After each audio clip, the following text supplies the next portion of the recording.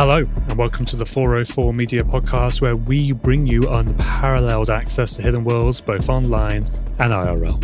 404 Media is a journalist-founded company and needs your support. To subscribe, go to 404media.co. As well as bonus content every single week, subscribers also get access to additional episodes where we respond to their best comments. Gain access to that content at 404media.co. I'm your host, Joseph, and with me are 404 Media co-founders Sam Cole. Hello. And who else is here? Nobody. Just me. Exactly, because Jason is away for reasons I won't disclose, and Manuel is away for reasons I won't disclose either. But it's actually very good timing that Sam is the only one here, because we're going to talk about a story that you've been working on, for a very, very long time. It's sort of the culmination of years of reporting. Before we get to that, I will just say that I'm back from DEF CON, the annual hacking conference, and I was there thanks to our paid subscribers. And I did some coverage for everybody while I was there, but I also recorded a bunch of audio for a podcast I'll put together later. And I'm doing a deeper article I'll probably write tomorrow about what I think we should all learn from DEF CON this year, because it was a different vibe, I would say, this year. Wild. And I won't spoil it. Saw a lot of drama on Twitter. A lot of drama, a lot of conflict, I would say, and I'll leave it at that. But yeah, Sam knows what I'm going to write, and I imagine she'll DEF CON. Never. Yes, exactly. All right, let's go to your story, Sam. She turned ghost white. How a ragtag group of friends tracked down a sex trafficking ringleader. This is about the hunt for Michael Pratt with this amazing group of people who are not current law enforcement officials and took it upon themselves to track down someone who ended up on the FBI's most wanted list. And we will get to all of that and its exciting twists and turns and how they did that. But I think let's start at the beginning, because not everybody's going to know this case and they're not going to understand the significance of it, right? So, Sam, first of all, what was Girls Do Porn? Yeah, Girls Do Porn was, it depends on who I'm talking to. It surprises me sometimes when people haven't heard of Girls Do Porn, because it was such a massive, brand, essentially. So Girls Do Porn was a wildly popular porn channel, hosted on Pornhub, also hosted on its own website. It had content all over the internet. Its whole thing was like amateur porn. So it would be like, it was always a young woman, maybe like 18, or, the title would be like barely legal. In college, we would talk about like her college career. And then she would be on a bed in a hotel room, looking, new to this and nervous, in a lot of cases. And that was the whole shtick. It was amateur porn. The brand was pushing like a first time kind of vibe, like first time doing porn, first time shooting anything on camera like this. And you never saw the guy in the videos. Like it was always, you never saw his face. You saw his body, but and come to find out, they had produced hundreds of videos. I think it was like more than 500 videos. And how many views? Any idea? Maybe you don't have a total number of views, but like, do these videos on Pornhub get like millions of views each, or? It was in some cases it could be millions. It was usually in like the hundreds of thousands. Total, the whole channel was definitely getting like multi-millions, but it was a Pornhub premium content partner, which means that it was placed in like a really noticeable spot on the site, so people could click on it, and then you could kind of convert from there into like a premium Pornhub member, and then that's how that they continued to keep the view cycle going. And it was also because it was like an amateur porn thing. A big part of this ecosystem was the site called Porn WikiLeaks, which doxed the women in the videos. It would people would post like their schools, their hometowns, their ages, their real names, things like that. And then that would kind of keep the traffic churning. People would get interested again. You would get in the news that like, miss whatever state it was would say, I was in porn and here's what it did to my life. And then that would kind of proliferate the views. So yeah, that was the business of it. Even before that, as you say, it's presented as amateur pornography. It's presented as these girls doing porn on camera for the first time. And that is true in a way, but they're not told actually what's going to happen. Right. So what are these women told when they get to the hotel room exactly? Yeah. So even before they get there, a lot of them were there under the pretense of making a little bit of easy, quick money doing like lingerie modeling or some kind of modeling. It was usually a Craigslist ad that Girls Do Porn would place. And then it would say like, come do lingerie modeling. We'll fly you out. We'll buy your ticket. We'll buy your lodging. And these are, college students. So of course they're like, yeah, if I can get an all expenses paid trip to go make some money, like definitely. And just like wear lacy underwear on camera. Sure. Why not? And then they would get there to the hotel room. This wasn't 100% of their experiences, but many, many, many of them have the same exact pattern of experiences with Girls Do Porn. So they would get to the hotel room in San Diego, and then they would be pressured into signing a bunch of contracts. In some cases, they were pushed like shots or weed, and rushed through like these really legalese filled contracts and said, just sign this. It's like no big deal. And then they would start shooting, and that's when it would become a porn set. This guy would show up and, he would say, okay, let's get to work. And, at that point, some of them were barred into the room, like they were blocked from getting out. They were being treated very violently in a lot of cases. So you can imagine it's like, there's not really a way out that they could see out of that situation other than just pushing through the situation and getting out as fast as possible and agreeing to whatever they said. So yeah, that was the scheme. And then in 2019, a bunch of these women came together and sued Girls Do Porn for coercion and fraud under the pretenses that I just described. And they won. They eventually won the civil case.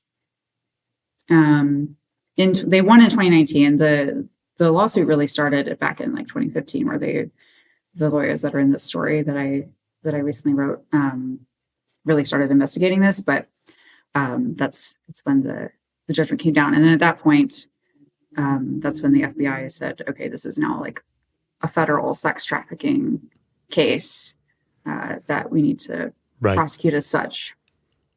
Bring these guys in.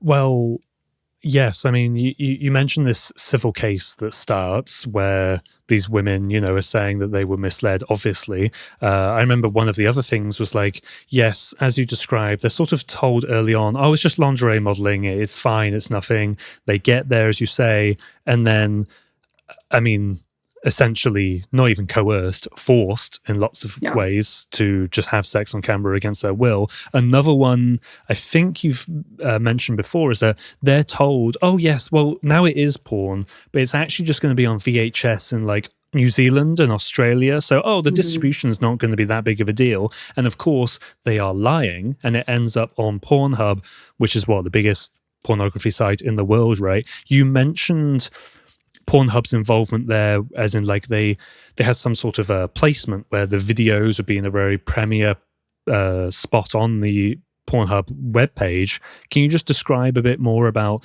the partnership there and Pornhub's involvement? Because it's not really just we hosted the videos, and that's even still bad. Just hosting these videos of abuse is already a massive problem in its own right. But like, what's exactly the deal with Pornhub here in this story?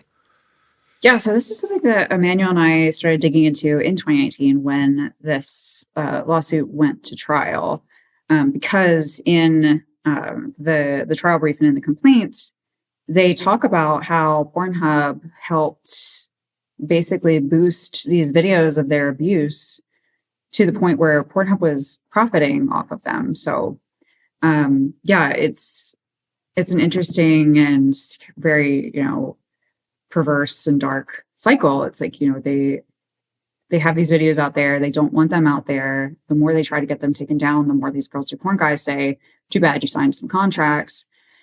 And then because people kind of get off a lot of the time on this amateur stuff where girls are like, this is something that I don't want anyone to see. They're finding these videos on these doxing sites and then going to Pornhub and watching them. And then they get more popular as you watch more of them because the algorithms boost them. So yeah, Pornhub is being sued quite a bit by various women involved in the Girls Do Porn case originally, and then also more that have come forward. I think it's more than 100 have come forward at this point. So, so more than 100 have come forward of girls and women who were in these videos. Presumably, not all of them have come forward. So there's probably more than that.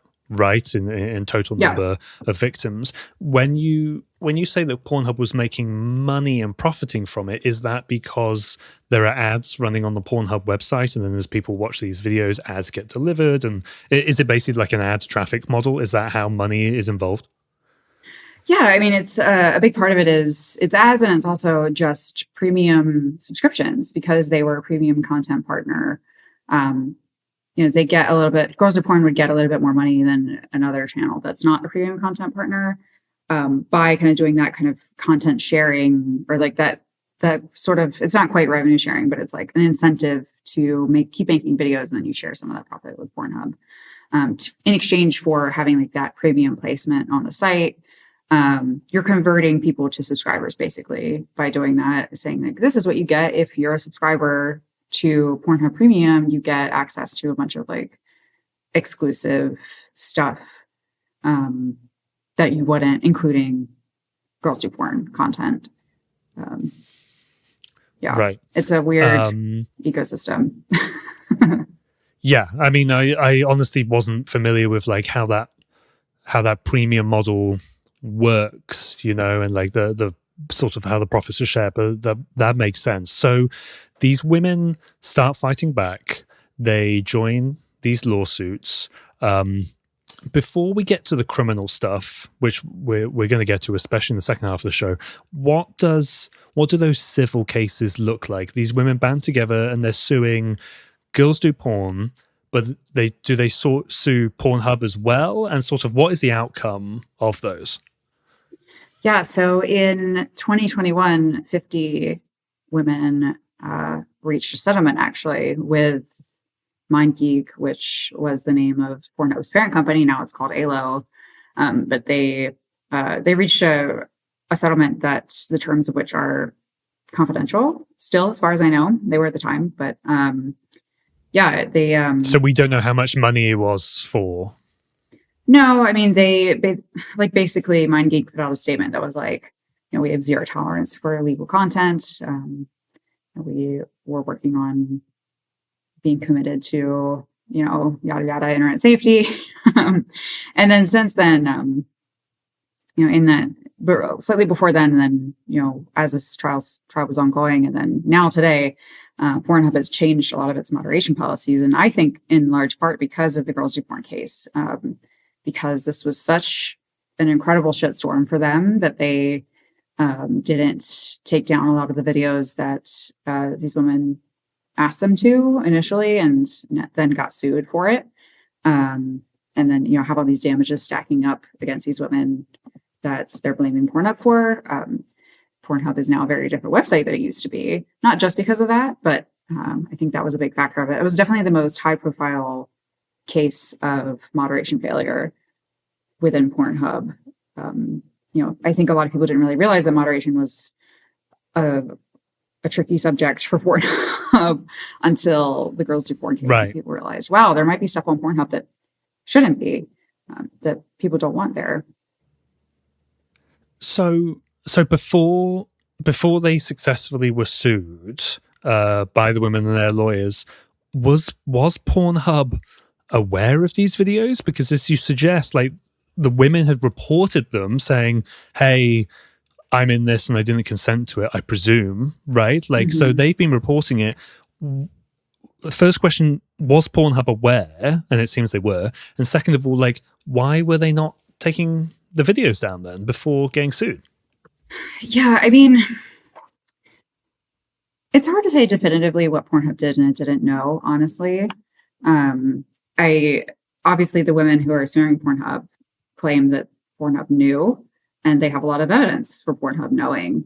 They have receipts, they have documentation of contacting Pornhub and saying, "Please take this down. Like I'm begging you to take this down," and Pornhub not taking action. At the same time, there were contracts that Pornhub was, if you were just looking at it as if you're a robot or something, which Pornhub does have human moderators, but I think a lot of it is done very quickly. But there are, signed contracts from this content partner that supposedly the company trusts. It's like, maybe the stuff stays up for that reason. Yeah, at that point, it's owned by Girls Do Porn at that stage in the situation. It's not owned by the women individually, which later when one of these lawsuits, part of the judgment was that they now own all that content, so they can get it taken down from anywhere that it appears. It's hard to get it taken down still. It's still on the internet, but they own it now. Yeah. That's very, very interesting, because if they own the content, that will make it so much easier for them to do a copyright takedown request and be like, I own this video of me that I didn't actually originally consent to, and that's really fucked up, but now technically I own it, so screw you, please take it down. Right. Yeah, exactly. It's like, it doesn't matter what was intended, it's mine, remove it. And this stuff is no longer on Pornhub. Pornhub took it down when the federal trafficking case started, which is, wild that it took that long, but once the feds get involved, things move a little quickly. So this content is all over the internet still, but it's not on Pornhub, and that's a really big part of. And it's not on like YouPorn. It's not on any of these other sites that, browsers or any of these that ALO none of the major ones owns. Right? Yeah, because they're all owned by the same company. So yes, but they're still floating around. They're still affecting people's lives years later. It's still something that kind of haunts a lot of these women. So you mentioned the federal case. That's when San Diego FBI, I think, becomes involved, right? So what do they do exactly? Them and DOJ file an indictment not just against Pratt, who is the ringleader and sort of I think mastermind is giving too much credit, but let's just stick with ringleader. The ringleader of the sex trafficking ring. They indict him, but they also indict at least one or two other people. What happens there? Yeah, so there are a bunch of people involved in Girls Do Porn. Ultimately, it's a small operation considering how much money and how much content they made. But there was Pratt, but there was also Matthew Wolf, who was a co-owner, Doug Wiederholz, who was one of the actors, quote unquote actors, the abusers in the videos. Ruben Andre Garcia, who was also seen in a lot of the videos, but you never see their faces. Cameraman, it was like a similar cameraman throughout a lot of it. All of these guys, there was a woman involved who was like picking up the women from the airport and saying, oh, everything is fine. These guys are great. They're very nice, kind of reassuring them so they didn't get spooked. It's straight up Epstein vibes. Yeah, exactly. It's so crazy. Yeah. It's definitely, and it's, once you kind of see the entire operation kind of unfolding and see how close knit these people were, like it was just a small thing that was like, they had this large network, but it was only really like 6 people or something. You kind of see how they were all working. They're in it together by force of like mutual destruction. Because if one of them snitches, it all falls apart. So yeah, the FBI gets involved. A lot of them flip immediately, obviously, start denying that they ever were friends with Brett. And yeah, they get charged with federal trafficking charges, which are very, very serious.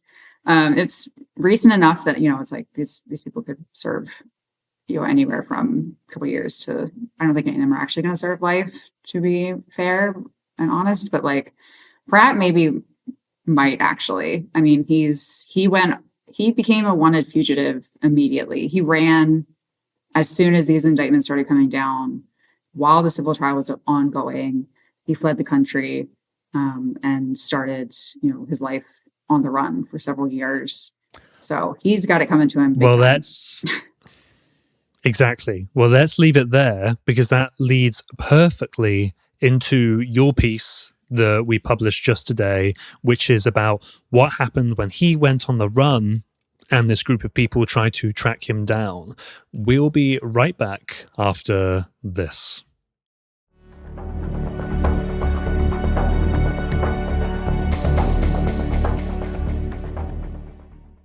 The best way to learn a language is living abroad. But if that's not in the cards right now, you can still learn a language the second best way, and that's with Babbel. I was one of those people who took years of Spanish class, barely learned anything, then finally picked it up when I studied abroad. Now I'm learning Italian before a trip, and I'm using Babbel. What I love about Babbel is that it was designed for real conversations. Its 10-minute lessons are created by 200 language experts, that's real people, to help you start speaking one of 14 new languages in as little as 3 weeks. Unlike other apps, Babbel's lessons use real people, not AI voices, to help you navigate real-life situations. Now I know how to order food, ask for directions, and ask, "Dove está el baño?" Babbel's speech recognition tech helps improve your pronunciation and accent, just like this. Arrivederci. Arrivederci.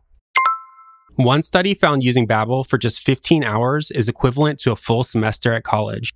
Join more than 16 million others who have used Babbel and try one of its 14 award-winning language courses, all backed by their 20-day money-back guarantee. Here's a special, limited-time deal for our listeners. Right now, get up to 60% off your Babbel subscription. That's only for our listeners at babbel.com/404. Get up to 60% off at babbel.com/404. Spelled BABBEL.com/404. Rules and restrictions may apply.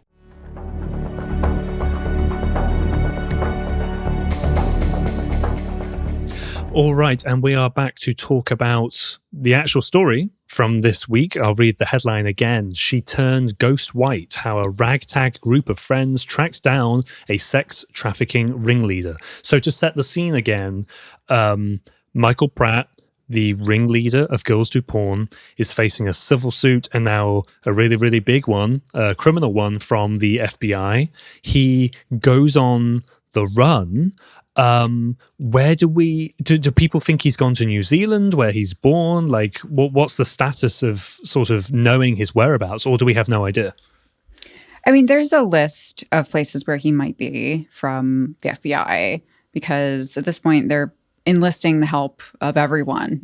They're like, if you've seen this man, please call us.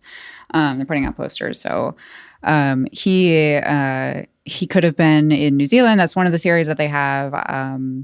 Spain was also on the list. It turns out that he had actually traveled through, I think, like Tijuana or something. Like he had gone south and then flew out from there, which makes sense because he was originally in San Diego. So yeah, it was kind of like, where is he? We're not totally sure, but the FBI had some leads. They weren't really sharing what they were though. And then the legal team for the women, they had a few leads and they had narrowed it down to he's probably in Barcelona, which we can get into why they think that. Yes. I mean, just before that, this group of friends now gets together. And I mean, some of them are professionally involved in the civil case, right? And like who exactly is in this group of friends and why do they take an interest in this case?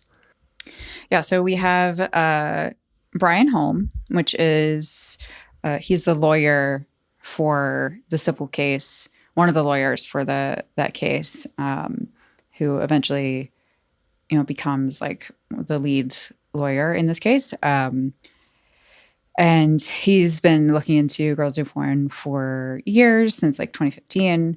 And then we have, let's see, who else? Charles DeBarber, who is, he's an OSINT expert. Really interesting, fun guy, considering his background. Let me just pull it up because I want to read straight from it. He's like, let's see. He was former U.S. Army in senior signals intelligence. He was an analyst, was deployed in Iraq, became a member of the 1st Army Cyber Brigade, and his call sign in the military was Sly Fox, which is just so fantastic. When you kind of see a picture of him, there's a picture of him in the article, but also he's all over the internet. But he's got like a page boy hat and is usually wearing a bow tie and has just got like a big smile on. And he's actually a really fun guy to talk to. But looking at his credentials, it's like, okay, this guy means business. And he does. He's really good at his job. Then you have Ben Owen, who is, he is part of a show called Hunted, which has a couple different versions in the UK and elsewhere. Australia has one. But Hunted is like a show where you like there. Maybe people who listen to this podcast would be familiar with Hunted, but you like have a bunch of people who are pretending to be fugitives and they run around the world. And then these other hunters chase them down. So Ben is a former military sniper and British intelligence. Now he works on cybersecurity. And then his fiance, Danny Brooke, who was one of the most deployed women in the UK as an undercover officer as part of the London Met.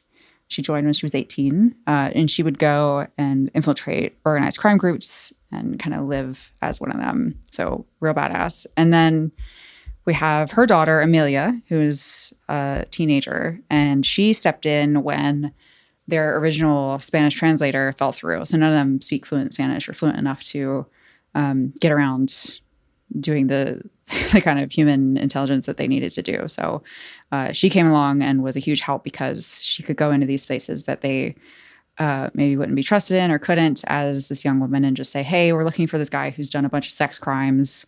Can you help us? As like a very charming, friendly, unassuming young woman. And then of course people were super happy to help her. So that's the crew. And why are they all taking an interest in this beyond, of course, the lawyer, which I think the connection is obvious because he wants to do the best job for his clients. Why are the other people getting involved? Yeah, so Ben and Charles met each other on Hunted. And then Danny and Ben also met on Hunted, but at a different time. And then that's how they got together, and now they're engaged. And then Amelia is Danny's daughter, obviously. And then Charles and sorry, I need like a whiteboard with a bunch of maps on it. There are a lot of names, and I think when you read the piece, like it's actually not confusing, but when you're saying it out loud, it can be confusing. Yes. So yes. But they all know each other through this mutual connection of like they saw what happened to these women. It pissed them off massively. And they have these really specific set of skills that they can put to use. And they were like, you know what, let's just go get this guy. Let's figure this out. Yeah. I don't think we're even allowed to say certain set of skills because we're going to get sued by like Liam Neeson or whatever. Like, I don't know if you're allowed to do that. But anyway, so as you very much say, that vibe. Yes, exactly. It's the real life version of that, basically, in a way. So they have a few options of countries, and then you mentioned Barcelona just briefly. If you know, like, why does that come up as sort of a starting point? Yeah, so they had a few leads before they left for Barcelona, and one of them was they had found as part of his, they had tracked him down through being a customer of Ledger, which is a crypto wallet company. And he was using an alias in Ledger named Mark Williamson. And if you remember, in 2020, Ledger got hacked and exposed the names of lots of its customers, along with physical addresses, which is really bad, just by the way. But they found that name and that address at a shipping store called Mailboxes, Etc., where he had mailed some stuff from there. And they were like, well, okay, he was definitely here physically at some point. Like, he was using this shipping location to get like Ledger crypto wallet deliveries or like, you know, in Barcelona. In Barcelona, you get that in the mail. So he had picked it up there. They were like, he's probably somewhere nearby there. They knew that he was really obsessed with Air Jordans, and there's a really hot market for Air Jordans in this particular store in Barcelona. I'm laughing because it's so crazy that like this man was like like we said, is like mastermind's too nice of a word. He's like a bumbling like mess of a dude who's like going around looking for rare shoes while he's a fugitive from the FBI. I would be lying lower than that. But I guess he's got his interests. And they also knew he was really into hiring sex workers, which there's a big market for that in Barcelona. It was just a lot of things that they were like, okay, it makes sense for him to be hiding out here. He's like, he loves going to the club. You know, it's like, there's a lot of that in Barcelona. He likes weed. There's a lot of that in Barcelona. Just painting a picture. He likes to gamble. I don't know. I feel like I'm giving a bad impression of Barcelona. It's a beautiful city, but No. We get it. It's very, very particular on just this one actually very horrific story. You're not talking about the city, but so yes, they have a hunch it's Barcelona. They go there as a group and they sort of set up shop. I think was in a hotel or a library, but they have almost like a war room, right? Mm-hmm. And they're figuring out what to do, where to go next. What are some of the leads that they start pulling now that they're on the ground in Barcelona? Yeah, so the first thing they do basically is just walk around. They're like, if we had to retrace his day, what would he do? Like, where would he go to eat? Where would he go to the grocery store? Where would he go to pick up his mail? Blah, blah, blah. They go to cafes. They go to bars. They check out like Australian and New Zealand like football bars and pubs where that's, you know, people gather to watch that. I don't know anything about any of that. But they just kind of walked around and got a lay of the land. One of the first things they did was go to the Mailboxes, Etc. store. And when they went there, they met the person who staffs that store. And they were like, okay, great. There's a guy here who someone here must have seen him, because you can't just go in and like do it without interacting with another person. And just randomly on that day, as it happened, like by sheer luck, the person working that day had seen Pratt and was like, oh yeah, I remember that guy. He like looked a mess and smelled bad.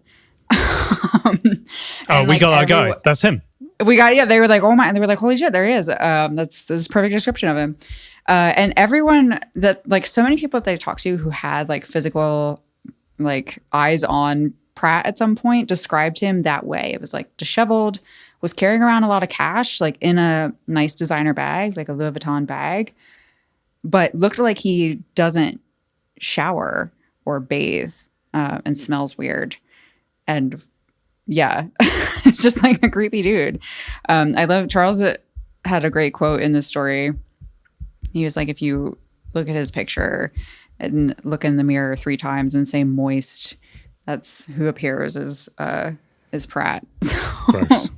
Yeah, gross. A gross dude in so many ways. But yeah, they went to the Mailboxes store. They went to a shoe store that sold Air Jordans to try to find like the big seller of this particular rare shoe. She had seen him pretty recently and, you know, was like, yeah, totally know who you're talking about. He was definitely here. And then their strongest kind of lead was they went to a nightclub and were asking all the security guards, have you seen this guy? And they had seen him a week prior. So he was just there and went there all the time and would just like sit and order Hennessy and Red Bull, which again, gross. Nothing against Red Bull. Love a Red Bull. Really weird mixture. And they were like, that's the guy. I'm letting you disparage the drink, so I'll let you do that. Yeah. He would sit in the back and drink his Henny and Red Bull and with his bag of cash and like try to pick up women. And they were like, yeah, we know that guy because he's weird and gross. So yeah, they were like, oh my God, he's been here very recently. So they were really close to interacting with him, you know, physically, and putting a hand on his shoulder and saying, you know, we know who you are. We're reporting you to the police. Yeah. It's a crazy yeah, feeling. And they're handing out photos of him to bouncers and all of that sort of thing. It sounds like they're just like one step behind him, basically. Yep. But they've confirmed essentially that Pratt is either in Barcelona or was here super, super recently. So obviously, they can't go around and start arresting people. They're private citizens basically on a holiday, you know, a working holiday, but they're on holiday. And so what do? Do they give the information to the FBI, then leave? Like, what do they do with this information? So the whole time they had been feeding this information back to the FBI and to the Spanish police. And even the FBI can't do something about it if they know where he is. It's like they can tell the local authorities, hey, our guy is there. We want him extradited. Can you arrest him, please? But they can't actually go to another country and say, we're bringing him back.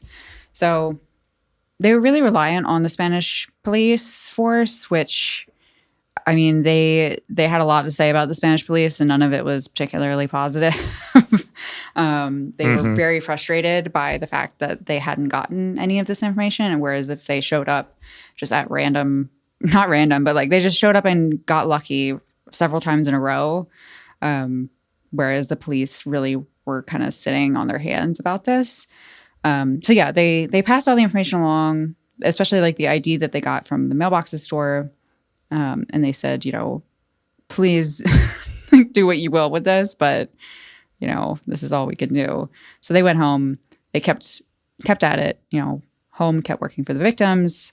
DeBarber kept looking for, you know, any kind of trace of him online. And then Ben, Danny, and Amelia went. They live in Spain, so they went home, and then they had business in like Thailand. Like they were flying around doing international, you know, TV spy shit with their cool lives. So they split ways, and they didn't hear anything for a few months until I think Christmas time of that year. Well, what did they hear, and what's the deal with the little ribbon? Yeah, so I hope people actually go to the article and look at the images, but especially the last image, which is a sheet of paper printed out of Pratt's most wanted poster from the FBI. And in red marker, it says captured across the front with a big red bow on it, a big glittery red bow. And I actually, Brian had sent me that picture on WhatsApp, like right after he got it, and was like, just like sent me that without context, I think. I was like, okay, holy shit, dude. It seems like you got your guy. This was a couple years ago. So it was very cute the way how do you describe the FBI as cute? It's cute the way they did it. They called Brian and were like, hey, we have some news for you. Can you come by the office before you go on Christmas break? And he was like, yeah, sure, whatever. Like, I'm sure it's just like some new development. And that's what they had waiting for him was this paper with the bow on it that said captured. So nice Christmas present for them and for all the victims to finally see this guy who'd been on the run for so long brought back. For sure. And I guess that just leads to my last question, which is that what's the current status of Pratt's case? Has he been convicted and waiting for sentencing? Is that right?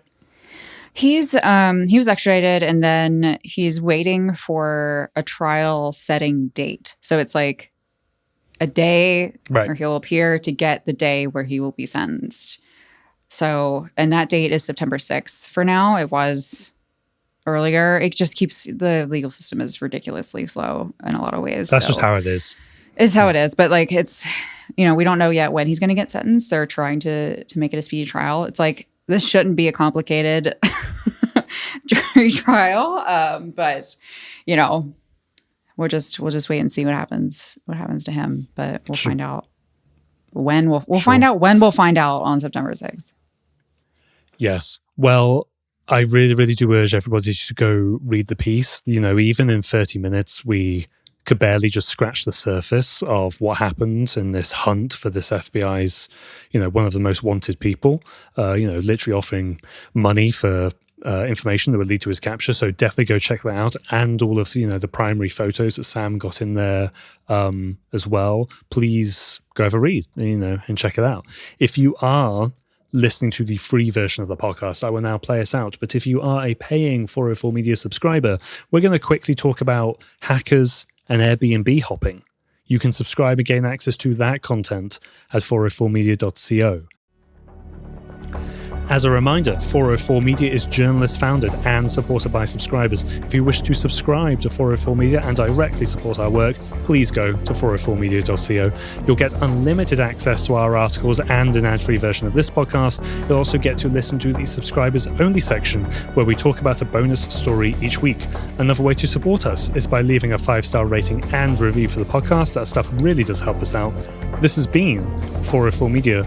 We will see you again next week.